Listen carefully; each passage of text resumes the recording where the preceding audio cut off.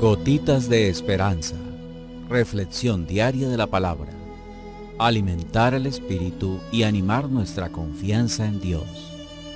Por Monseñor Marco Antonio Merchán Ladino, obispo de la diócesis de Neiva. Muy buenos días para todos. Hoy celebramos la fiesta de San Agustín, su conversión y ese testimonio de vida tan bello que nos ha dejado. El texto del Evangelio de hoy contiene algunos ataques de Jesús contra los fariseos por su incoherencia, ya que, como dice, no hacen lo que dicen. De alguna manera los descalifica. ¡Ay de vosotros! La palabra ay expresa no una amenaza, sino el dolor de quien habla por el mal de quien escucha. Ellos, obnubilados por la mentira que se han creído, se han dedicado a saber y a hacer, pero de manera hipócrita, pues el fin que buscan no es el amor, sino el hacer ver que son muy inteligentes y muy buenos. Pero ese saber y ese hacer ver, sabemos muy bien, no puede abrir las puertas del reino. Es una hipocresía, y lo que hace es cerrarlas. Asimismo, por la incoherencia al no hacer lo que se dice, y cerrarlas también a los demás, porque no ofrece el amor de Dios, sino imponer pesos insoportables. Las acusaciones del Señor, como escuchamos, son muy directas. Les dice, no entran en el reino ni dejan entrar a los demás, porque no quieren reconocer al que es la puerta, Jesús, y atosigan al pueblo con interpretaciones rigoristas para mantenerlo subyugado a sus intereses. Con el pretexto de oraciones, devoran los bienes de las viudas, abusando de la buena fe de las personas.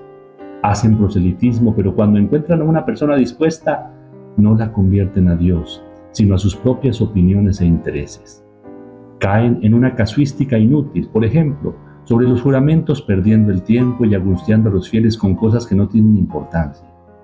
Son en definitiva guías ciegos y necios, por lo que mal van a poder conducir al pueblo, cuando ni siquiera ellos mismos van por la recta vía. El Señor con las personas normales, con los pequeños, los débiles, los pecadores, se muestra siempre lleno de misericordia y no es tan duro, porque no tienen la culpa, al contrario, ellos son víctimas de la manipulación de quienes los guían ciegamente por un camino distinto al verdadero camino que es Jesús y su Evangelio. En cambio, sí, es muy duro con los que son o deberían ser guías del pueblo o constituidos en autoridad. Para con ellos su sentencia será siempre más severa. Esto toca directamente con nosotros, los que tenemos alguna responsabilidad en la vida de la familia o en el campo de la educación o de la comunidad eclesial. Nosotros tenemos mayor obligación de dar ejemplo a los demás, de no llevar una doble vida entre lo que enseñamos y lo que luego hacemos, de no ser exigentes con los demás y tolerantes con nosotros mismos, la ley del embudo, de no ser como los hipócritas que presentan por fuera una fachada, pero por dentro son otra cosa. Las acusaciones de Jesús nos las hemos de aplicar a nosotros mismos, porque dentro de cada uno puede esconderse un pequeño o un gran fariseo.